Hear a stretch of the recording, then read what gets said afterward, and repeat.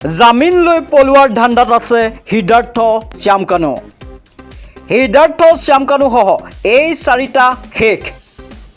আদালতে charge frame লগোৱাৰ পাছত এইকেইটাই জামিন পোৱাটো অসম্ভৱ। উকিলে পইচা লৈ জামিনকে আবেদন কৰি আছে, বেলেগ কাম নাই। ফাৰ্ষ্ট ট্ৰেক আদালতত উপস্থিত হৈ মন্তব্য বন্ধু পাৰ্থজ্যোতি গোস্বামীৰ। জুবিন গাৰ্গৰ মৃত্যুৰ অন্যতম অভিযুক্ত সিদ্ধাৰ্থ শৰ্মাৰ জামিন আবেদন নাকচ। গুৱাহাটী উচ্চ ন্যায়ালয়ত মুখ ঠেকেচা খালে সিদ্ধাৰ্থ শৰ্মাই। জনাই আছোঁ এই মুহূৰ্তৰ এক ব্ৰেকিং নিউজ। আৰু অৱশেষত জুবিন হত্যাকাৰীৰ যি গোচৰ চলি আছে সেই গোচৰৰ মুখ খুলিছে। জামিন লৈ পলোৱাৰ ধান্দাত আছে সিদ্ধাৰ্থ শ্যামকানু। আৰু সিদ্ধাৰ্থ শ্যামকানুসহ এই চাৰিটা শেষ। এনেদৰে মন্তব্য কৰিছে পাৰ্থজ্যোতি গোস্বামীয়ে। জনাই আছোঁ এই মুহূৰ্তৰ এক ব্ৰেকিং নিউজ। আৰু আদালতে চাৰ্জ ফ্ৰেম লগোৱাৰ পাছত এইকেইটাই জামিন পোৱাটো অসম্ভৱ। আৰু উকিলে পইচা লৈ জামিনকে আবেদন কৰি আছে, বেলেগ কাম নাই। এনেদৰে ফাৰ্ষ্ট ট্ৰেক আদালতত উপস্থিত হৈ মন্তব্য কৰিছে পাৰ্থজ্যোতি গোস্বামীয়ে। জনাই গৈছোঁ এই মুহূৰ্তৰ এক ব্ৰেকিং নিউজ। আৰু জুবিন গাৰ্গৰ মৃত্যুৰ অন্যতম অভিযুক্ত সিদ্ধাৰ্থ শৰ্মাৰ জামিন আবেদন নাকচ। আৰু এই খবৰটো ইতিমধ্যে জুবিন অনুৰাগীৰ মাজত এক প্ৰকাৰ উৎফুল্লিত হৈ পৰিছে, কিয়নো হাৰ্ট অফ জুবিন গাৰ্গৰ যি হত্যাকাণ্ড সেই হত্যাকাণ্ডৰ লগত জড়িত আছিল সিদ্ধাৰ্থ শৰ্মাকে আদি কৰি কেইবাজনো। আৰু অৱশেষত গুৱাহাটী উচ্চ ন্যায়ালয়ত মুখ ঠেকেচা খালে সিদ্ধাৰ্থ শৰ্মাই। জনাই আছোঁ এই মুহূৰ্তৰ এক ব্ৰেকিং নিউজ। জামিন লৈ পলোৱাৰ ধান্দাত আছে সিদ্ধাৰ্থ আৰু শ্যামকানু। সিদ্ধাৰ্থ আৰু শ্যামকানুসহ এই চাৰিটা শেষ।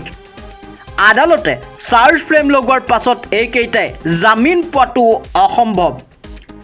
জনাই গৈছোঁ এই মুহূৰ্তৰ এক ব্ৰেকিং নিউজ। ফাৰ্ষ্ট ট্ৰেক আদালতত উপস্থিত হৈ মন্তব্য বন্ধু পাৰ্থজ্যোতি গোস্বামীৰ। জুবিন গাৰ্গৰ মৃত্যুৰ অন্যতম অভিযুক্ত সিদ্ধাৰ্থ শৰ্মাৰ জামিন আবেদন নাকচ। আৰু গুৱাহাটী উচ্চ ন্যায়ালয়ত মুখ ঠেকেচা খালে সিদ্ধাৰ্থ শৰ্মাই। আৰু উকিলে পইচা লৈ জামিনকে আবেদন কৰি আছে, বেলেগ কাম নাই। এনেদৰে মন্তব্য কৰিছে পাৰ্থজ্যোতি গোস্বামীয়ে। জনাই গৈছোঁ এই মুহূৰ্তৰ এক ব্ৰেকিং নিউজ। জুবিন গাৰ্গৰ হত্যাকাণ্ডৰ যি ঘটনা সেই ঘটনাত অৱশেষত গুৱাহাটী উচ্চ ন্যায়ালয়ত মুখ ঠেকেচা খালে অন্যতম অভিযুক্ত সিদ্ধাৰ্থ শৰ্মাই।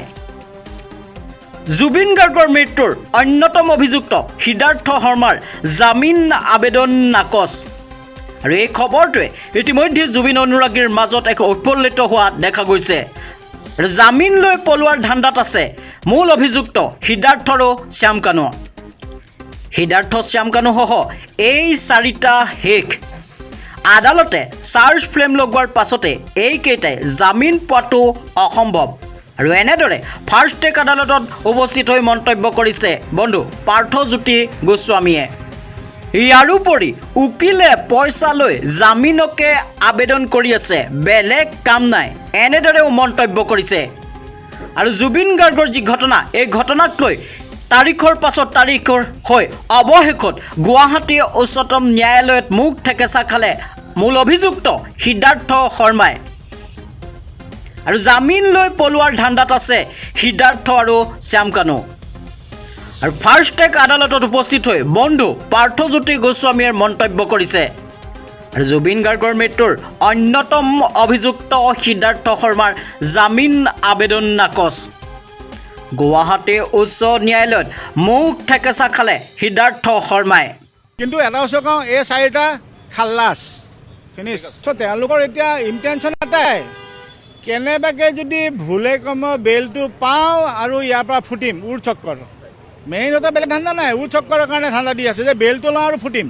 সিহঁতে মইতো সেইদিনাই কৈছোঁ উকিলকেইজনে যিহেতু কামটো লৈছে কিবাটো কৰিব লাগিব ন, সেইকাৰণে তেওঁলোকে বেলটোকে এপ্লাই কৰি আছে, যিটো বস্তু ইম্পচিবল হয়। মই আগতে কৈছোঁ যিটো বস্তু চাৰ্জ ফ্ৰেম হৈ যোৱাৰ পিছত এখন কোৰ্টে চাৰ্জ ফ্ৰেম দি দিছে আৰু গোটেইকেইটা ধাৰা লাগি গ'ল, লগাৰ পিছত আকৌ তেওঁ বেল দিয়াটো ইম্পচিবল কথা এটা।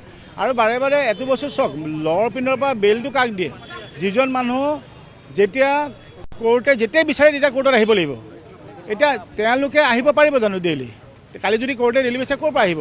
চ' তেওঁলোকৰ এতিয়া ইণ্টেনশ্যন এটাই, কেনেবাকৈ যদি ভুলে বেলটো পাওঁ আৰু ইয়াৰ পৰা ফুটিম, উৰ চক্কৰ। মেইনতে বেলেগ ধান্দা নাই, উৰ চক্কৰৰ কাৰণে ধান্দা দি আছে যে বেলটো লওঁ আৰু ফুটিম। তাৰ বাহিৰে সিহঁতৰ কোনো ইণ্টেনশ্যনে নাই ইয়াতে। কাৰণ চাওক, গোটেই পৃথিৱীৰ মানুহে ৰখি আছে, গোটেই পৃথিৱী মানে চাই আছে। এতিয়া তাৰ মাজত বেল পোৱাটো মই সদায় কৈছোঁ ইম্পচিবল কথা এটা। আৰু এতিয়া যিহেতু কালিৰ পৰা মই যিহেতু যোৱাকালি অহা নাই, আৰু মই একচুৱেলি সঁচা কথা ক'ব গ'লে এই উইটনেছ কি বস্তু দেখাই নাই, আমি হিন্দী চিনেমাতহে দেখা বস্তু। মই একচুৱেলি আজি সোমাইহে বুজি পাম তাৰমানে কি হয়। মই চাবহে বুজিব আহিছোঁ বস্তুটো যে উইটনেছখিনক কি কথা পায়। আমি চিনেমাতহে দেখোঁ এই কিবা কিবি উল্টা পুল্টা সোধে, ক্ৰছ কুৱেশ্যনিং কৰে। চ' মোৰ কাৰণে এইটো আজি একদম নতুন এক্সপিৰিয়েঞ্চ, কাৰণ আগৰ একো এইবোৰ দেখিও পোৱা নাই চিনেমাৰ বাহিৰে। চ' আৰু এটা বস্তু বাৰে বাৰে কওঁ, এই বেল এপ্লাইটো তেওঁলোকে কৰিবই ন। উকিলকেইজনে পইচা লৈ পেলাই কিবা এটা কাম নকৰিলে কেনেকৈ হ'ব? এনেই তুমি স্কুলত গৈ মাষ্টৰটোৱে জানে নাজানে ABCটোকে পঢ়াই থাকিব লাগিব সদায়।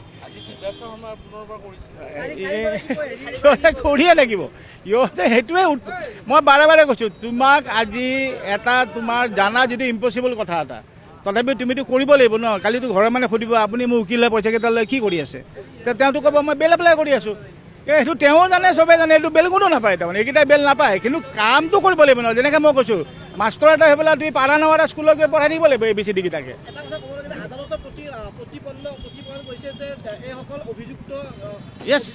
য়েছ আপোনালোকে চব জানে। লাষ্ট যিটো চাৰ্জ ফ্ৰেম হৈ গ'ল, এই চাৰ্জ ফ্ৰেম যেতিয়া আমাৰ যেতিয়া অনাৰেবল জাজে এই 16 দিন টাইম লৈছে ন, টাইম লৈ পেলাইহে তেওঁ গোটেই কেছ ষ্টাডি কৰি চাই পেলাই এনেই এটা মানুহক চাৰ্জ ফ্ৰেম নকৰে ন। এই গোটেইকেইজন 4জনক দেখোন হত্যা গোচৰে লাগিছে। হত্যা গোচৰ লাগি দিয়াৰ পিছত কাৰ এগেইনষ্টে লাগিছে সেইটো চাব লাগিব। হত্যা কাক কৰিছে, সেইজন কাক হত্যা হৈছে, ইমান ইজি নহয় ন। তেওঁ হত্যা গোচৰ লগাৰ পিছত তেওঁলোকে বাৰে বাৰে এপিল কৰি আছে বেলৰ কাৰণে। সেইটোতো কৰিবই, কিন্তু ইম্পচিবল কথা এটা, বেল নাপায়। আৰু ছেকেণ্ড কথা, এতিয়া যিহেতু এইবোৰ আৰম্ভ হৈছে উইটনেছখিনি, মই কৈছোঁ ন মই উইটনেছখিনি একো মানে কেনেকৈ হয় নাজানো, আজি মই দেখাই পাম। কিন্তু এটা বস্তু কওঁ, এই 4টা খাল্লাছ, ফিনিছ।